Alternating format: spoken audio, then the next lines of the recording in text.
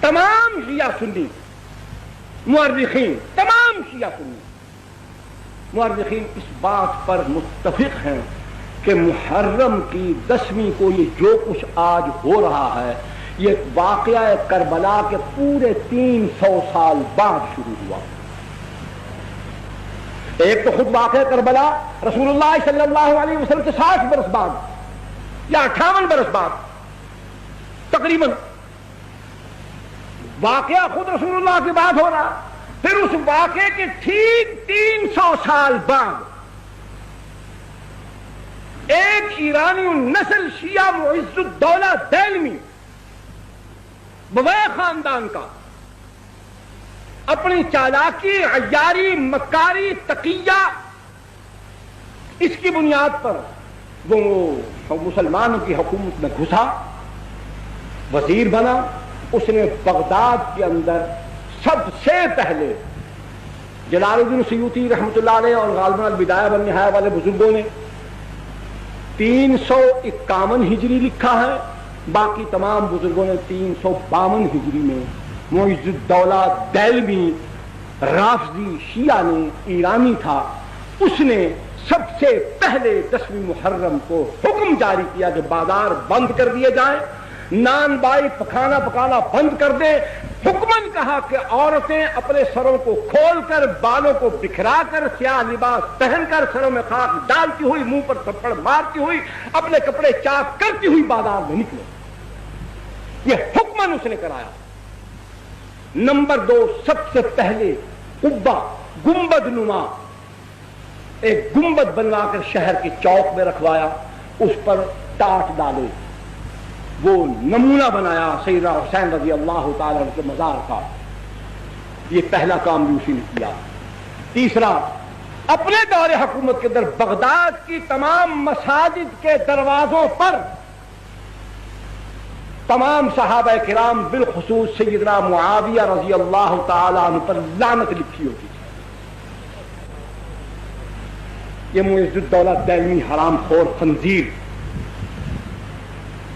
سب سے دنیا میں کوئی مورخ یہ بات ثابت نہیں کر سکتا،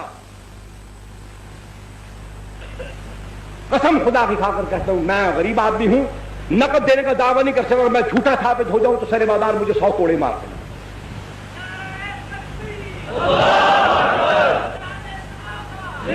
سیدنا حسین رضی اللہ تعالی عنہ کی شہادت کے ٹھیک 300 سال بعد معز الدولہ دہلوی، نام یاد رکھیے، شیعہ تھا، مکاری سے وزیر اعظم بن گیا، بغداد پر قبضہ کر لیا، وہاں اس نے حکمن 10ویں محرم کو یہ کام شروع کروایا، عورتوں کو حکمن باہر بھیجا کہ سر کھولو، بال کھولو، سیاہ لباس پہنو، سینہ کوبی کرو، اپنے منہ پر تھپڑ مارو، سر میں راکھ ڈالو، نوح خانی کرو، واویلا کرو۔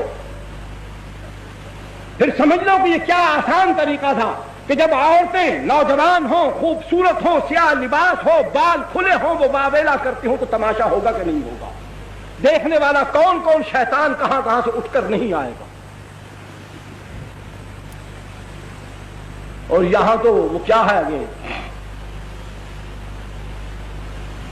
اس حالت میں، وہ یاد نہیں آ رہا، فارسی کا شعر ہے کہ بڑے بڑے عباد اور زہاد جو ہوتے ہیں ان کا وضو بھی ٹوٹ جاتا ہے، تسبیحیں ہاتھ سے چھوٹ جاتی ہیں۔ اس انداز میں اگر بازار کے اندر حسن کی فراوانی ہو اور جلوہ یار یوں حشر بدامہ ہو کر نکلے تو پھر کہاں کون ٹھہر سکتا ہے؟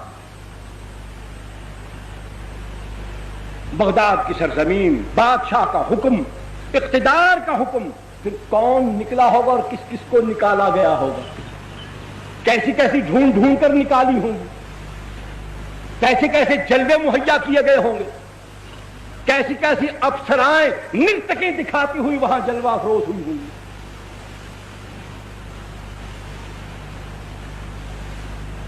دوسرا، ایران کے اندر قاچاریوں کی حکومت، ناصر الدین شاہ قاچار، اس نے اپنے دور حکومت کے اندر باوجود اس کے سنیے باوجود اس کے کہ وہ قاجاری رافضی تھے، شیعہ تھے، نسل در نسل سارے قاجار شیعہ حکمران آئے، صفوی خاندان،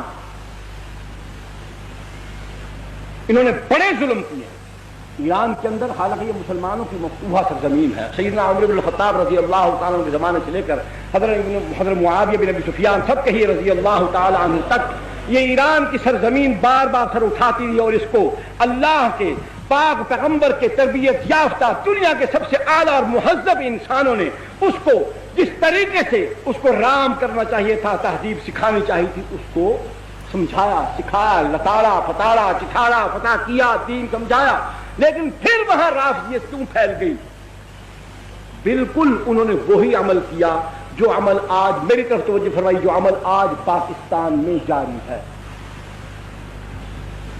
انہوں نے وہاں سنی مسلمان عوام کو کچھ نہیں کہا، صفوی خاندان کے بادشاہوں نے 20,000 سے زائد علماء کو قتل کر دیا،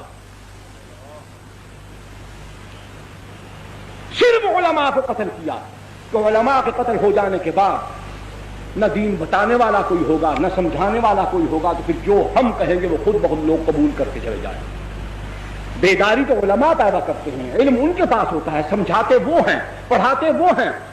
عقائد کی اصلاح ہو، اعمال کی اصلاح ہو، اخلاق کی اصلاح ہو، سیاسیات کا معاملہ ہو، اجتماعیات کا معاملہ ہو، جب بتانے والوں کو، سمجھانے والوں کو، سکھانے والوں کو، رہبری کرنے والوں کو، قیادت کرنے والوں کو، سیادت کرنے والوں کو، ان سب کو مٹا دیا گیا۔ جس طریقے سے پاکستان کے اندر احسان اللہ فاروقی کو شہید کر دیا گیا، علامہ احسان اللہ ظہیر کو شہید کر دیا گیا، فیض عالم صدیقی کو بھی قتل کر دیا گیا، مولانا سید منظور الحسن شاہ صاحب حمدانی رحمۃ اللہ علیہ، خیر بٹانی والے، ان کو شہید کر دیا گیا، مولانا حق نواز شہید رحمۃ اللہ علیہ کو شہید کر دیا گیا، ایثار القاسمی کو شہید کر دیا گیا، عبدالصمد آزاد لئیے والے کو شہید کر دیا گیا، مولوی محمد یوسف فیصل آبادی کو شہید کر دیا گیا۔ کتنے علماء شہید ہو چکے ہیں۔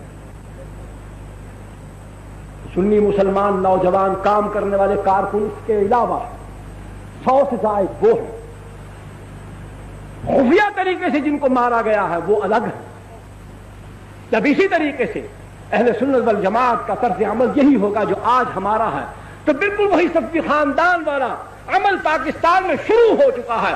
یہ بھی اس بات کی نشاندہی کرتا ہے کہ سنی سن ہو چکا ہے، اس کے اندر غیرت دینی مر چکی ہے، اس پر پھٹکار پڑ گئی ہے کہ صحابہ کے پر لعنت بھیجنے والے مردود ملعون لوگوں کے ساتھ تعلقات کی وجہ سے خدا نے اس کا ایمان سلب کر دیا، اس سے غیرت دینی چھین لی۔ قاجاری خاندان، صفوی خاندان نے ایران کے اندر اسی طرز عمل کے ساتھ رافضیت کو پھیلایا، حکمن وہاں جلوس نکلوائے۔ پھر اس کے بعد ہندوستان کی سرزمین پر زور و شور کیوں پیدا ہوا؟ کیا ہے؟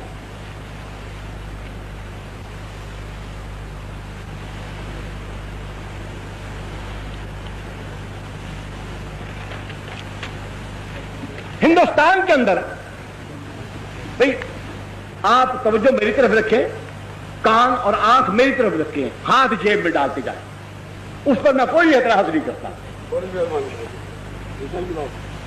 بالکل جی، بسم اللہ۔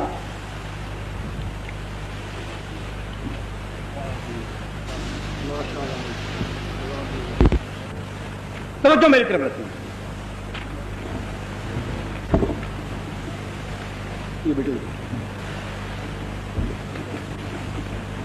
ہندوستان میں اورنگزیب عالمگیر رحمت اللہ علیہ کے بعد لکھنؤ کے علاقے میں، اودھ کے علاقے میں، یہاں ایک گورنر تھا، نمائندہ تھا مغلیہ سلطنت کا۔ مغلیہ سلطنت کے اندر جب زوال آیا، کمزوری آئی، طوائف الملوکی پھیلی، ہر علاقے میں جہاں جہاں کوئی گورنر تھا وہ اپنے طور پر بادشاہ بن بیٹھا، القابات اپنے بنا لیے، اپنے علاقے کو، صوبے کو اس نے خود ایک سلطنت بنا لیا۔ یہ دور تھا، حکومت کمزور ہو گئی، تو وہاں پر بہمنی خاندان جو تھا انہوں نے لکھنؤ، جونپور اور فیض آباد، ان علاقوں کے اندر انتہائی سختی کے ساتھ، اپنی پوری قوت کے ساتھ، پوری قہرمانی کے ساتھ وہاں پر رافضیت کو فروغ دیا۔ جو آدمی محرم کے دنوں میں باہر نہیں نکلتا تھا، تعزیے کے جلوس میں شریک نہیں ہوتا تھا، اس کو سزا ملتی تھی۔